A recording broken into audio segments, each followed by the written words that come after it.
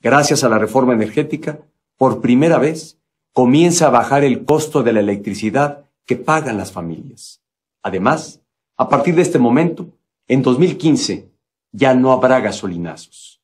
Gracias a la reforma hacendaria, por primera vez en 5 años, ya no habrá incrementos mensuales a los precios de la gasolina, el diésel y el gas eléctrico. Buenas noches, bienvenidas y bienvenidos, gracias por estar aquí de nuevo y gracias a nuestros invitados que aceptaron nuestra invitación esta noche para hablar de México, de lo que está pasando con el llamado gasolinazo de este día, uno que no iba a haber, se supone, acorde a las promesas gubernamentales, y una necesaria revisión de lo que está pasando en nuestro país en materia de precios del petróleo, en materia presupuestal, en materia de precios de la gasolina. Gracias al senador Francisco Búrquez, que es coordinador económico del Partido Acción Nacional en el Senado de la República. Gracias, senador, por estar aquí. Bienvenido. Gracias, Carmen. Gracias, Francisco, por estar aquí. Y al senador Zoe Robledo del PRD, que está aquí igualmente para hablar de esto. Zoe, gracias por estar aquí. Gracias, Carmen. Un gusto estar contigo. Pues qué pregunta obligada es qué pasó con esta reforma energética, que estamos hoy con una situación crítica en términos de un precio del petróleo que se desplomó, que dirán no es culpa de México, pero se desplomó, y eso ha traído una serie de recortes presupuestales muy fuertes e incrementos ahora de los precios de los combustibles. Si te pregunto, senador, ¿qué pasó? ¿Por qué estamos así? El modelo y el camino que ha tomado en lo económico este gobierno pues está ya tocando fondo, ya no es sustentable, está desesperado por recursos, está comprando gasolina barata, importándola de Estados Unidos para venderla carísima en México. A ver, ¿gasolina barata y buena o solo barata? Y buena, pues, bueno, quién sabe cuál compren, ¿no? Porque bueno, la buena está allá, pero trae la gasolina que contamina, se trae para acá. Le quito la palabra de buena. Lo que sí es un hecho es que la franquicia de Pemex en Texas, en Houston, Texas, está vendiendo la gasolina a 8 pesos el litro. Y aquí la está vendiendo a 14 y 15. ¿Cómo la ves? La franquicia de Pemex, o sea, la que hace Pemex allá, $8. 8 pesos ya convertido, 8 pesos por litro. Y aquí en 15 pesos. Entonces, esto no tiene nada que ver con la reforma energética. O sea, si la reforma energética avanza y el 2018 entra la plena competencia, la gasolina en México sería cara, seguiría cara. ¿Por qué? Porque el problema es fiscal, es un problema de impuestos. Se le puso un impuesto muy alto a la gasolina. En México son alrededor de 6 pesos por litro, en Estados Unidos 2 pesos. En fin, ¿qué tenemos que hacer? Pues que el gobierno le permita a los ciudadanos beneficiarse de los precios bajos que hoy en el mundo hay con la gasolina, y que no se quede con esa utilidad, con ese beneficio que no le corresponde al gobierno, porque si no, ahorita es el robo del siglo. Le van a entrar este año cerca de 300,000 millones de pesos al gobierno.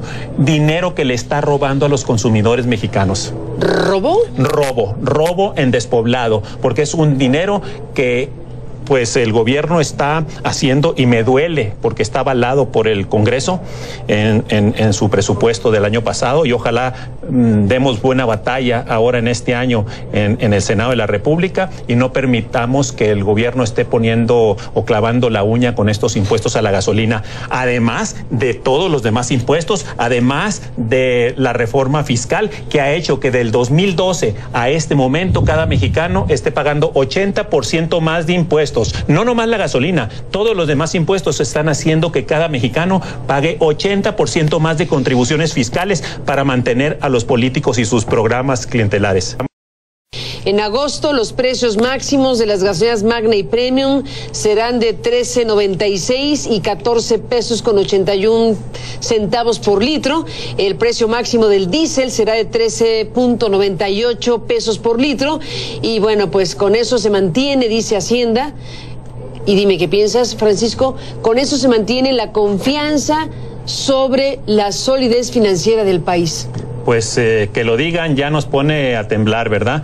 Porque imagínate qué están dispuestos ahorita políticamente, hasta dónde van a llevar a los ciudadanos cuando un suro en Estados Unidos con 40 litros, el tanque de 40 litros, lo llenas con 320 pesos. Y en México, hoy, a partir de este incremento, lo llenas con 560. Un suru. Eso es extorsión. Eso, por eso te digo que es robo.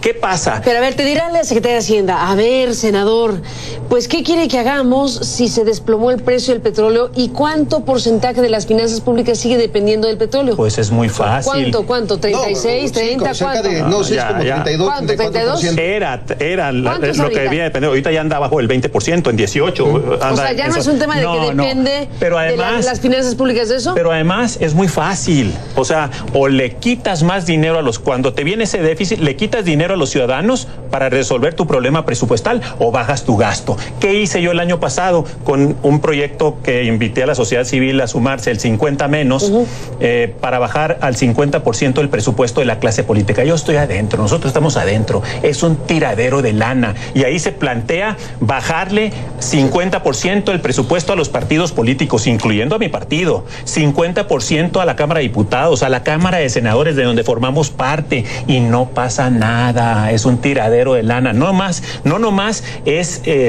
utilizar los recursos para fines personales, para sus programas electoreros y clientelares que no resuelven la pobreza, sino también para corrupción. En fin, bajar el gasto público es fundamental en mucho dinero que se está tirando, apretarse el cinturón los políticos, los gobiernos y no los ciudadanos. Ese es el camino. Ha subido la gasolina desde que empezó este gobierno 30% y dijo que no iba a subir la gasolina. Eso es decir mentiras. ¿Qué pasa antes del 2012? El 2012 no había IEPS, no había impuesto. Antes del 2012 se subía la gasolina para llegar a los precios internacionales, porque la gasolina en México era siempre más barata que los precios internacionales. Hoy, tomando la referencia de la gasolina de las franquicias de Pemex en Houston contra las franquicias en México, la gasolina de México está 70% más cara. Eso es un abuso, no sé cómo llamarlo, no debe de ser, y en el Senado no debemos de permitirlo. En la próxima discusión en septiembre y octubre que discutiremos la ley de ingresos, pues debemos de bajar el IEPS y debemos de no permitir al gobierno que se esté embolsando un dinero que le toca a los ciudadanos, y que los impuestos por litro en México no sean de 6 pesos, sino que sean de 2 pesos como en Estados Unidos, para competir, porque por eso nos ganan en el crecimiento o en la generación de empleos o en el ingreso de la gente. Te dirán que te esperes al 2018. Pues mira, no por la elección presidencial, no necesariamente. Si siguen por donde va este gobierno, segurito que pierde la elección, pero no eso no por la elección, lo decía por la libertad en cuanto a la determinación de los precios, la liberación de los precios, además de la elección presidencial, que a ver qué pasa. Pero el daño que le están haciendo a la economía, y este daño viene desde la reforma fiscal, pues desde ese momento. ¿Qué ha pasado además del incremento de impuestos con la reforma fiscal? También el incremento de deuda. Este gobierno, desde que entró, incrementó la deuda del 2012 a la fecha 50%. Ya anda en el 50% el tamaño de la deuda respecto al tamaño de la economía. Eso pone en peligro muy grave las finanzas del país, y no es algo que viene de fuera, eso viene de adentro. Por eso tenemos en el Senado que enmendar la plana, y somos los senadores los que tenemos esa responsabilidad para que sepa el Ejecutivo que no va a poder hacer y deshacer con este país. ¿Y qué ha pasado? Que le hemos en el Senado y en la Cámara de Diputados se le han aprobado todos los presupuestos al Ejecutivo. Pues sí. Entonces... Y la reforma energética también. Bueno, y la reforma energética... Que tampoco está jalando muy bien. A ver, yo te diría, fíjate, por ejemplo, un ejemplo de cómo las cosas se están haciendo mal, y la conciencia es el que termina pagando los platos rotos, es el ciudadano de a pie. En el país se producen 381,000 barriles diarios de gasolina. Sí, sí. Pero se roban 27,000 barriles diarios de gasolina. ¿Cómo? Cerca del 7% de la producción. 27,000 diarios. Una ordeña fenomenal, 7% de la producción nacional. El ajuste 7% es una locura. Bueno, el ajuste es del 6%. Entonces, si más bien se ubicaran en evitar que le robaran o meter a la cárcel a los políticos corruptos, que muchas veces están en la propia empresa, coludidos y haciendo cochupos, pues quizá no. ¿Políticos? Sí, vaya. ¿Políticos ordeñando? No, me refiero que muchas veces hay complicidad de funcionarios públicos, o se ha descubierto así que cuando hay ordeñas, de repente hay algún funcionario que o estaba metido en el cochupo o estaba metido en la tranza. Entonces, o sea, son cosas de fondo. Ahorita que decía Francisco el tema de la estación de servicio de Pemex en Houston, que vende más barata la gasolina, yo me voy al otro lado, porque él es de Sonora, yo soy de Chiapas. Hoy en Chiapas hay 20 puntos en la frontera, en los municipios fronterizos con Guatemala, que están vendiendo gasolina guatemalteca más barata. Siempre al revés. Fíjate, no. La gasolina de Guatemala, la gasolina más barata. La gasolina mexicana siempre era más barata que la mexicana. Entonces había un flujo terrible de contrabando Chiapas, Guatemala. Hoy, ¿qué está pasando?